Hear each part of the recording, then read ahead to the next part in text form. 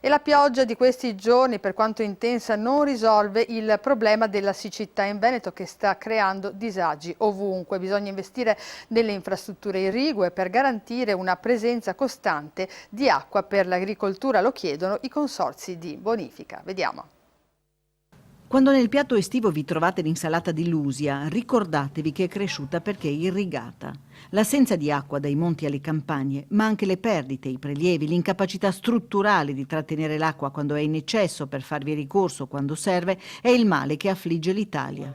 Lo sanno bene i consorzi di bonifica che da sempre chiedono ai governi più attenzione al problema. I cambiamenti climatici sono ormai una realtà con cui fare i conti. La produzione agricola per il solo Veneto rappresenta 5,5 miliardi di euro, quindi posti di lavoro e PIL. Eppure le infrastrutture irrigue non sono considerate strategiche e i fondi per interventi strutturali sono sempre scarsi. Da 4 anni che aspettiamo che il piano irriguo nazionale il governo liberi i fondi e ancora fanno le proroghe di questo piano e non ci danno una risposta nei finanziamenti.